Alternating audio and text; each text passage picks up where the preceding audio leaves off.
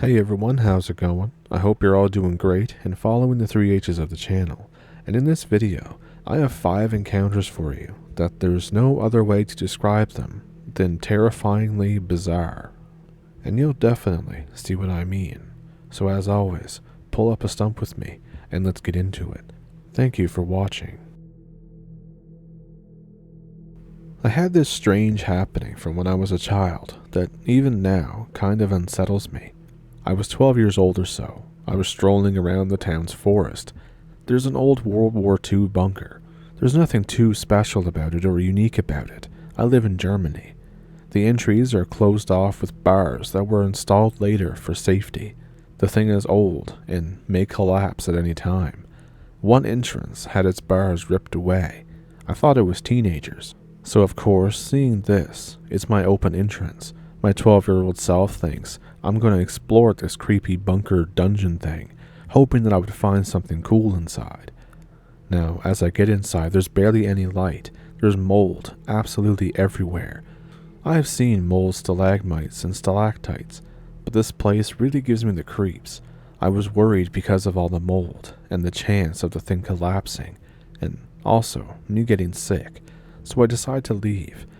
But then, from behind me, I hear a sudden snarling. It's coming from a room that I didn't check because the ceiling looked like it was going to cave in. I saw somebody moving. It looked almost like a goblin in retrospect.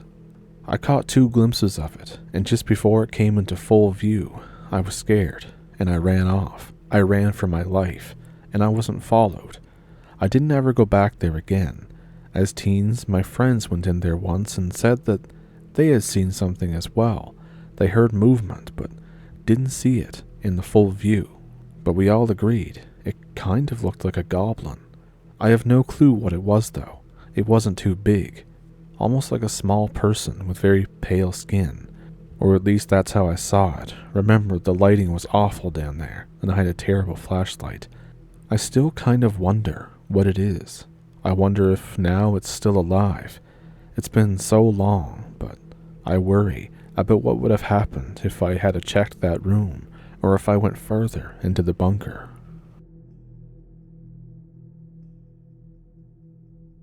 For as long as I can recall, my dad has been telling us a story about an encounter that he had with a goblin or a gremlin back in the early 1980s.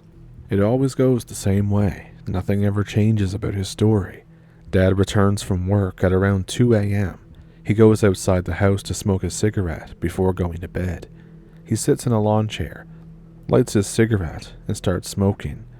And then he hears something right at the end of the backyard. He gets up, grabs a broom, and walks toward it.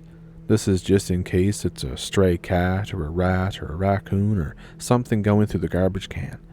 As he walks closer, he realizes that it's no cat, or rodent for that matter. He describes as seeing something that looks like a hairless version of the creature from that Twilight Zone episode.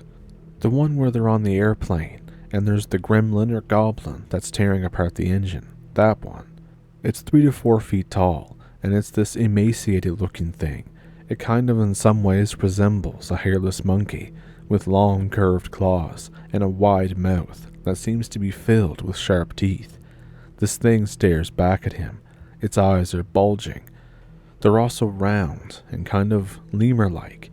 My dad and the thing stare at each other for a while, until my dad realizes and clues in that this thing is indeed not normal and not an animal, and it might actually be something else entirely. Dad turns and runs like hell, getting inside the house and locking the door behind him. When he takes a peek at the backyard, this animal or monster is now completely gone. I'm not saying that it was something like the rake, since it was too small, with the rake being described as something that's tall as a man or taller, but the sheer description of a hairless, clawed, grinning ape-like thing must have a connection with whatever the hell my old man saw back in the 80s.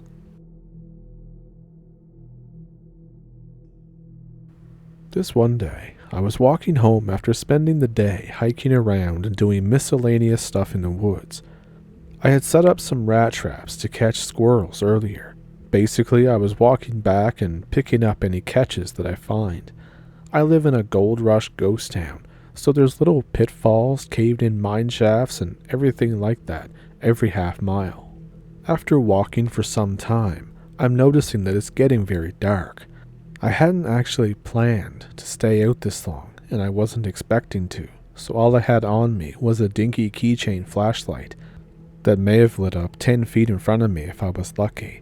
So while walking, I heard the bushes rustle. I thought of it as just a rattlesnake, and then I heard a giggle, a nervous, barely above whisper chuckle, a nervous little titter, with a throaty breathing behind it. This was followed by more rustling, and then something gradually skittered away.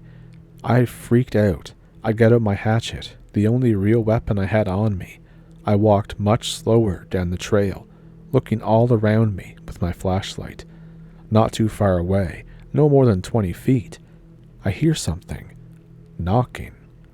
A series of very rapid knocks, almost like a woodpecker, but with long pauses in between. I approach the sound cautiously, then after my first footstep, I immediately hear a loud, instant snap. And then there's a screeching whine, a cross between a child screaming, a dog whining, that echoes loudly from the same source as the knocking. After that, I hear rapid footsteps that trail off after the screech further down the trail. After waiting for too long of a time, admittedly, I went further down the trail, faster than before. I thought I had waited long enough that whatever this was would just leave.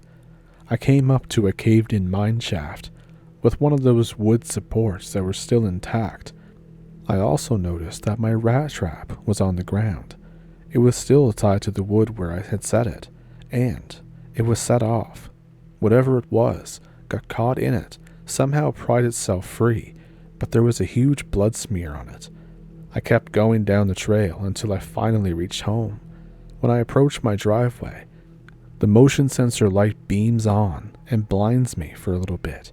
For a split second, right before my eyes adjusted to the light, for the brief moment between blindness and adjustment, I see two eyes and a slimy, toothy grin not more than 3 feet off the ground, just outside of the light.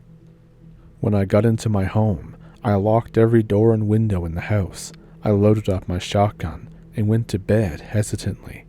The next day I mentioned all these strange things to my dad, who used to work in the mines, along with his father, and so on and so forth, and he told me what I came across. He called it a Tommyknocker. I asked him what it was. He told me that since the gold rush days of the 1800s, miners, be it coal or gold, often spoke of strange little gnome-like men living in the tunnels. The miners would often toss bits of pasty and sandwiches, and they left them after leaving work so that they could have something to eat.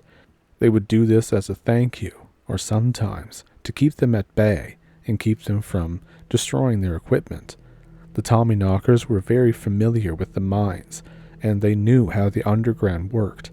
They were named Tommyknockers because they often knocked on the wooden supports in the mines, called Tommies. This was to communicate with the miners. Slow and calm knocks meant everything was fine.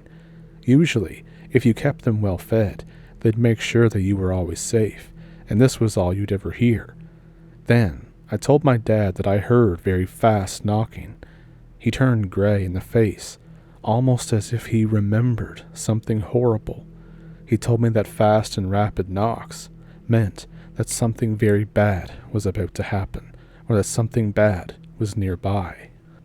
So that makes me wonder, if that was a Tommyknocker, what was it that was nearby?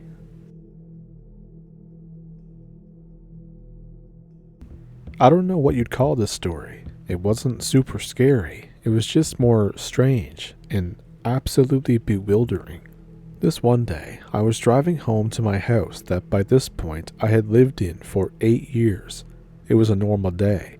It was a normal drive home, until I got about 300 feet from my driveway. There was a small house that was never there before, that was nestled behind some trees, It was just down the road from my home. I asked my wife when she gets home if she's ever noticed that house. She says she hasn't.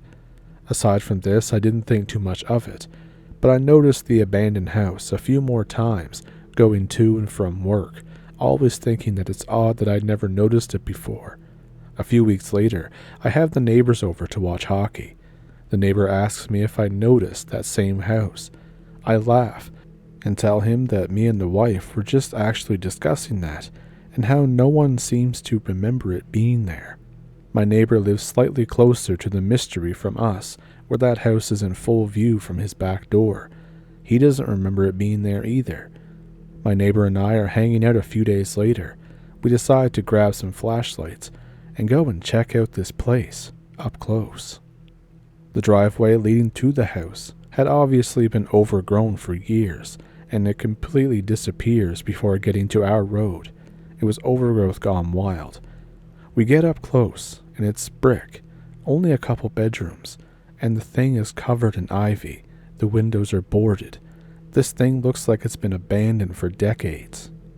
But, on further inspection, the house increasingly becomes utterly bizarre.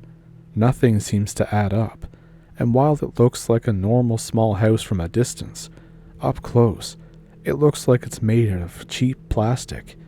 The door is several feet off the ground. The windows are only a foot or so off the ground. The front door is locked and fairly sturdy, so we have to go around to one of the windows. We both lean over to look inside. What's inside is even more bizarre somehow. Where the chimney connects on the outside of the house, there's no fireplace. Where the front door is, there's just a wall. The front door is also several feet off the floor, inside the house. We think, what is this place? We go to what we think is a bedroom window, and what's in there is a plastic child's chair with no legs facing the door. The more we look at it, the more we realize that the walls look almost like Lego plastic. There's a bed, but it's misshapen. Not like it's old or destroyed. It's just wrong. All the legs of the frame are all different lengths. The mattress that is half laying on the floor, half hanging on the frame, isn't even a rectangle. The mattress is immaculate.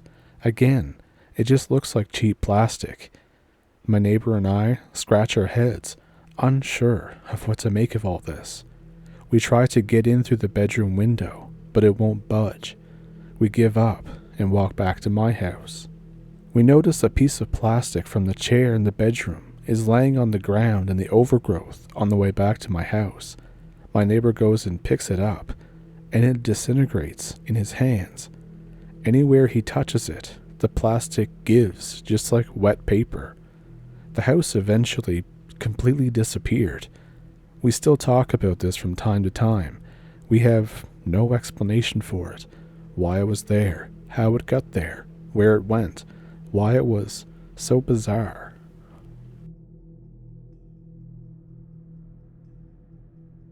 I believe I've stood about 30 feet from what people refer to as a Wendigo. I thought I was going to die, and I'm almost certain that the only thing that saved me was that I had come across it after I had killed 2 German shepherds. When I first saw it, I didn't quite know what it was. It almost looked like a big dog at first. It was crawling around on all fours. It never stood up. It never vocalized. It just watched me. It only moved when I moved, but it was more of a maneuver, like it was trying to get a good look at me. It was incredibly fast, though. That's the gist of the story. Now here's the full thing. From about the age of 16 to 21, I used to go on walks very late at night. My sleep schedule was absolutely ruined after school ended, so I spent most of my time awake during the late night, early morning hours.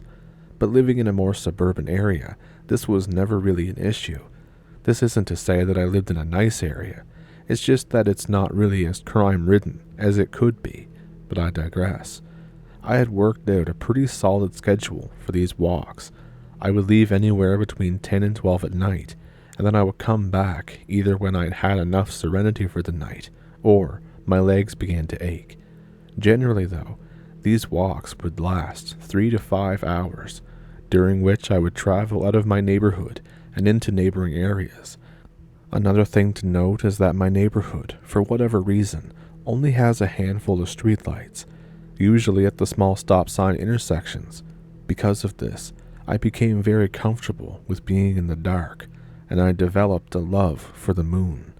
I always made it a point to leave earlier during full moons to enjoy the peace, the silence, and just that glow that pure moonlight casts over everything.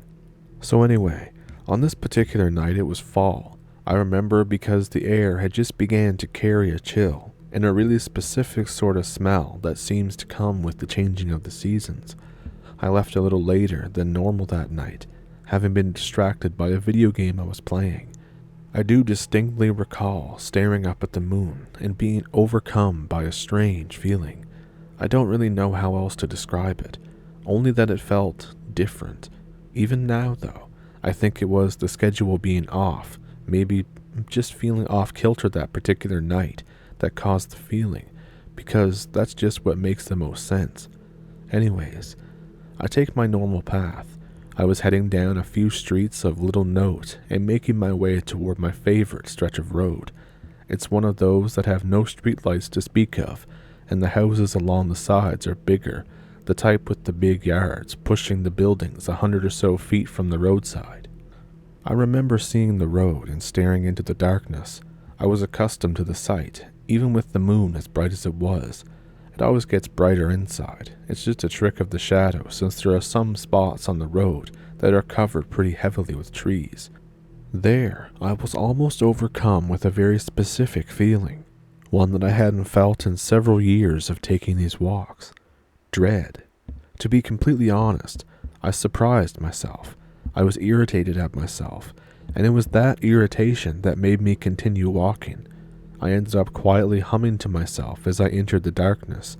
If you're curious, it was Layla by Derek and the Dominoes, and I made it about 100 yards down the road when I heard a loud scuffling down the driveway to my left, about 10 yards away from me.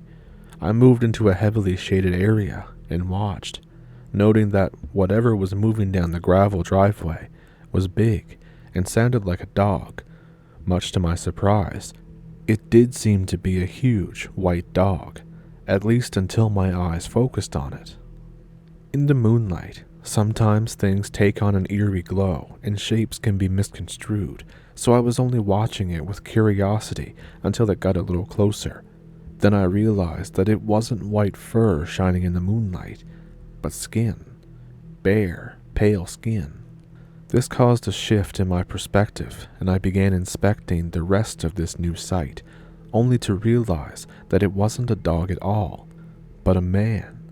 A very tall, incredibly emaciated man.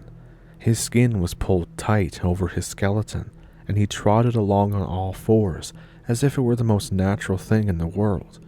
At this point, I was a definite combination of freaked out and interested, so I took a single step closer as quietly as I could, and I squinted my eyes to get more specific details.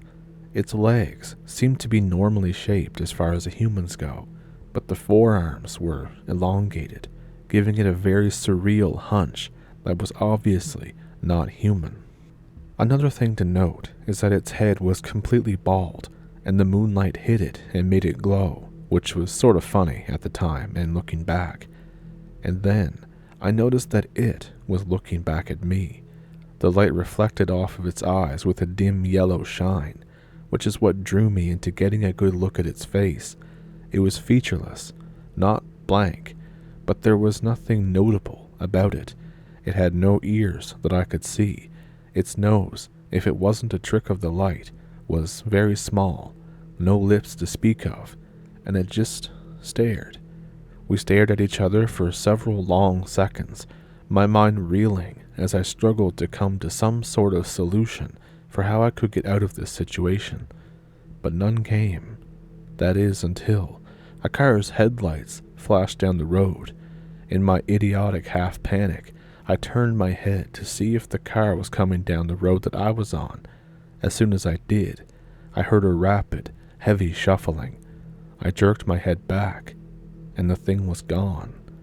I struggled with keeping my fear in check, and I made a cursory scan of the area around me, and I found it, sitting in the yard to my left. It was about 20 feet away this time, sitting in the big yard just outside of the light being given off by the homeowner's porch light. It was one of those big yards I mentioned earlier, so there was some space between it and the house too.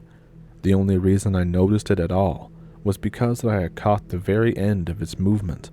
Otherwise, the yard was heavily shaded by a bunch of trees, so I stared, and it stared. We watched each other standing on the side of the road in the dark, and it hunched down in this yard, motionless as far as I could see.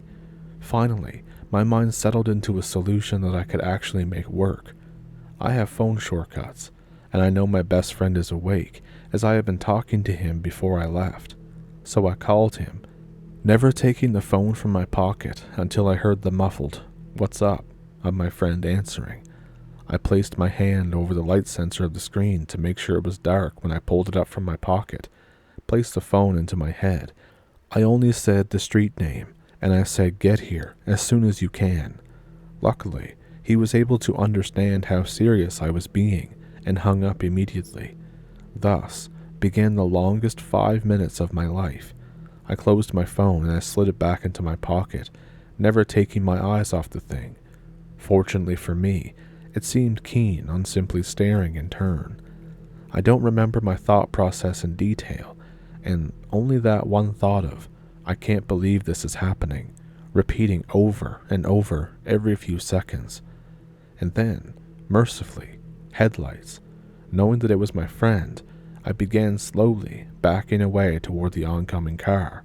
The creature, apparently realizing the vehicle was headed in our direction, turned and bolted away, slamming into the fence between the yard it was on and the driveway it had come from, scaling the fence and disappearing.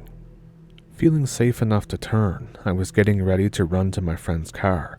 I slowly rotate toward the headlights to see that it's not my friend's car, but it is a police patrol car. I froze in place as the headlights washed over me, and then the car cruised on by. However, my friend's car was right behind it. He pulled over, and I was in the car before he even put it in park. Not that it mattered that much, because I told him to get me the hell out of here immediately. He kept asking questions, but it was around the time that the full weight of the experience had hit me, and I just sort of sat there in silence, trying to process what I had seen.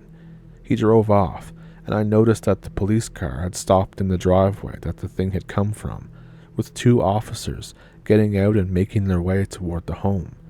It occurred to me then that if they had been called by the owner of the house, a woman with her 2 big German shepherds, that if she had reported a disturbance, the cops would most likely have stopped and questioned me, unless, that is, they were given a more specific description. And like I said, I haven't seen those dogs since. And something else to add is that I don't know where it could have went, or where it could have come from. There's no forest nearby. Sure, there are bunches of shaded trees, but nothing else. And for a little more perspective, I guess, the space it cleared in the time that it took to look behind myself and then back was 40 feet or so, diagonally from where our position was before. But again, there's no forest, and I've been thinking about that ever since. I don't even know why it was here, of all places.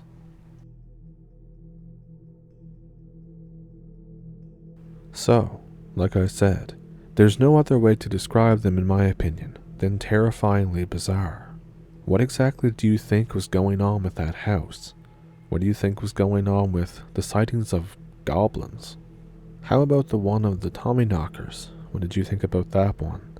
And of course, what did you think about seeing a crawler or wendigo right in the suburbs with no forest around? You kind of wonder if it's living in a cave somewhere, or even down in a sewer system of some sort. It's really hard to say. But of course, let me know what you think about all of these down in the comments. And if you have a story of your own, as always, there's an email in the description that you can send it to. and I will try to get back to you. I'm very bad about doing that. And of course, if you want to donate to the channel or become a member of the Patreon or here on YouTube, that is very much appreciated as well. Otherwise, there's a PayPal and Super Thanks, and the new hype feature, which I think is free, and you can hype a video that you like. And if you were to hype one of my videos, as always, I would be very grateful.